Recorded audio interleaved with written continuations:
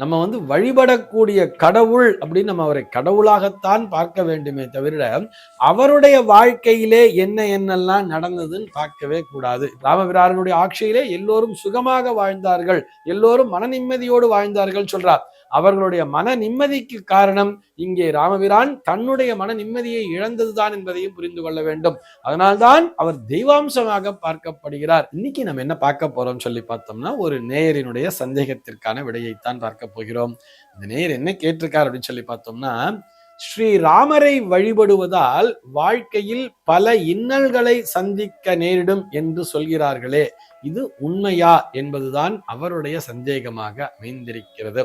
அவருக்கு நேரடியாக விடையளிக்க வேண்டும் என்று சொன்னால், நிச்சயமாக இந்த கருத்திலே அணு அளவும் உண்மை என்பது இல்லை என்பதுதான். ஆனா அவர்கள் அதற்கு எப்படி உதாரணம் சொல்வான்னு பார்த்தோம்னா, ராமபிரான் சிறு வயதிலிருந்தே கஷ்டப்பட்டு கொண்டுதானே இருந்தார். அவர் ஒரு நாள் கூட சந்தோஷமா இல்லையே. அவர் பார்த்தோம்னா சின்ன வயசுல, அறியாத வயசுல கொஞ்சம் ஹாப்பியா இருந்திருக்கலாம்.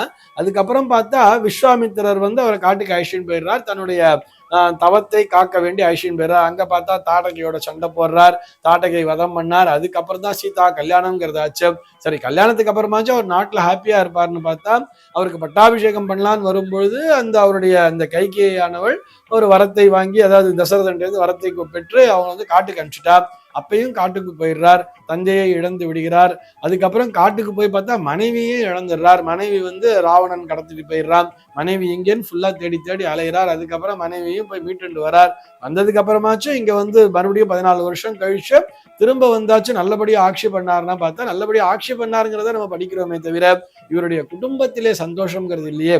மறுபடியும் சீதையை கொண்டு போய் கர்ப்பிணின்னு பார்க்காம கொண்டு போய் காட்டுல விட்டுட்டார். தன்னுடைய மனைவியோட ஒரு கொஞ்ச நாள் கூட ஹாப்பியா இல்லவே, குழந்தைகளோடு சேர்ந்து வாழலையே. இவரை வழிபட்டா நமக்கும் இப்படித்தானே குடும்பத்தில் இன்னல்கள் வரும் என்பது போல ஒரு தவறான பிரச்சாரமானது மேற்கொள்ளப்பட்டு வருகிறது. இந்த கூற்றிலே அணு அளவும் உண்மை என்பது இல்லை என்பதுதான் நிஜம். ஆக்சுவலி நம்ம வழிபடக்கூடிய கடவுள் அப்படின்னு நம்ம அவரை கடவுளாகத்தான் பார்க்க வேண்டுமே தவிர அவருடைய வாழ்க்கையிலே என்ன என்னெல்லாம் நடந்ததுன்னு பார்க்கவே கூடாது. இப்ப உதாரணத்துக்கு சொல்லணும்னு சொன்னா, நம்ம நிறைய அரசியல் தலைவர்களை கூட தெய்வமாக பாவித்துக் கொண்டிருப்பார்கள். நிறைய அரசியல் தலைவர்கள் இருப்பார்கள். இன்றளவும் உயிரோடு இருக்கக்கூடிய தலைவர்களையும் சேர்த்துத்தான் சொல்கிறேன். அவர்கள் தான் எனக்கு தெய்வம் அப்படின்னு சொல்ற மாதிரிலாம் நிறைய பேர் இருப்பார். ஆனால் அவர்களுடைய வாழ்விலே அவர்கள் எவ்வளவு துன்பங்களை சந்தித்திருப்பார்கள், எவ்வளவு தூரம் இடையூறுகளை கடந்து வந்திருப்பார்கள், நிறைய தடைகளை எல்லாம் உடைத்துத்தான் அவர்கள் ஒரு தலைவர்களாகவே மாறி இருப்பார்கள். இது போக அவர்களுடைய பர்சனல் லைஃப் எடுத்துட்டா அவ்வளவு ஒன்றும் சிறப்பாகவும் இருக்காது. ஒரு பர்சனல் லைஃப்ல அவங்க ரொம்ப சிறப்பா இருந்தாங்கன்னு பார்க்கவே முடியாது. மிகச்சிறந்த ஆளுமைகளை பற்றி பேசுகிறேன். ஆனால் அவர்களையும் நாம் பின்பற்றித்தானே வருகிறோம். ஏன்? அவர்கள் சொன்ன கருத்துக்களை மட்டும்தான் நாம் பார்க்க வேண்டுமே தவிர அவர்களுடைய பர்சனல் லைஃபை பத்தி நம்ம கவலைப்படுறது இல்லை தானே. அவர்கள் பர்சனலா எப்படி வேணா இருந்துட்டு போகட்டும். அதுக்குத்தான் எப்படி சொல்லுவான்னா, நதி மூலம் ரிஷி மூலம் பார்க்க கூடாதுன்னு சொல்லுவார்.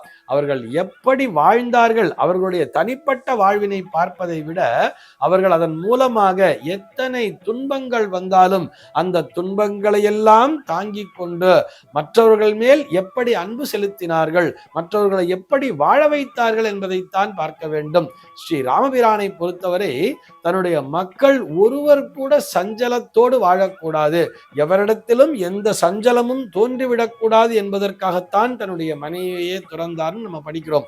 அப்போ அவர் எவ்வளவு மிகச்சிறந்த ஒரு மிகப்பெரிய தியாகத்தை செய்திருப்பார். கர்ப்பிணி பெண் என்று பாராமல் அவளை கொண்டு போய் கானகத்தில் விட்டுட்டு வந்திருக்காருன்னு சொன்னா அந்த மனநிலையை நாம் புரிந்து கொள்ள வேண்டும். எதற்காக?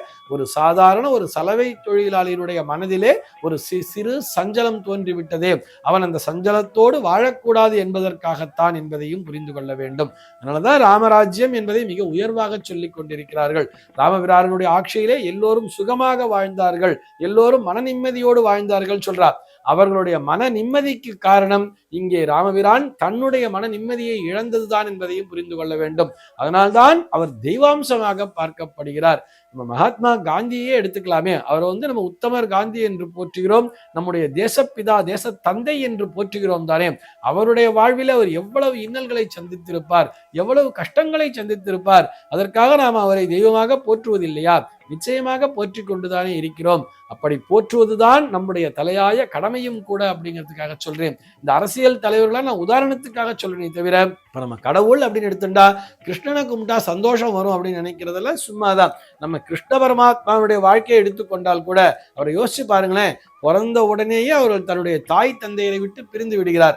அப்பாவே கூட்டிட்டு போய் அவர் வேற எங்கேயோ கொண்டு போய் விடுறார். அவர் பிறந்ததே பார்த்தோம்னா ஒரு சிறைச்சாலையில தான் கிருஷ்ணனை சொல்றார். சிறைச்சாலையிலே பிறந்திருந்தாலும் அப்பா கொண்டு போய் வெளியில கொண்டு போய் விட்டுறார். அங்கேயும் பார்த்தோம்னா 3 வயதிலிருந்து நிறைய அசுரர்களுடைய தொல்லை. ஒவ்வொரு அசுரனாக அவர் வதம் செய்து கொண்டே வருகிறார். அதுக்கப்புறம் தாய் மாமனையே வதம் செய்கிறார். அதுக்கப்புறம் கூட பார்த்தோம்னா ஒரு பெருசாக அரசாட்சி புரிந்தார் என்று சொல்வதை விட ஒரு மிகப்பெரிய கூட்டத்திற்கே தலைவனாக இருந்தும் கூட அவர் யாரோ ஒருவருக்கு தேர் ஓட்டத்தானே சென்றார். ஆக அந்த கிருஷ்ண பரமாத்மா அப்படின்னு எடுத்துட்டா கூட அவரும் நிறைய இன்னல்களை தாங்கி வந்திருக்கிறார் என்பதையும் புரிந்து கொள்ள வேண்டும். இத்தனை இன்னல்களையும் கடந்து அவர்கள் தெய்வாம்சம் புரிந்தவர்களாக போற்றப்படுகிறார் என்று சொன்னால் அவருடைய வாழ்வியல் முறைதான். அந்த வாழ்க்கையிலே இருக்கக்கூடிய அந்த அடிப்படை தத்துவத்தை புரிந்து கொள்ள வேண்டும். இது எல்லாவற்றிற்கும் மேலாக அந்த ராம நாமம் என்பது இருக்கிறது அல்லவா, அந்த ரா என்று சொல்கிறார் அல்லவா, அதனுடைய சிறப்பம்சமே வேறு. இந்த ராமா ராமா என்று சொல்லி பாருங்கள், நமக்குள்ளாக ஒரு சக்தி பிறக்கும் என்பது நிஜம். சர்வே ஜனா சுகினோ பவந்து.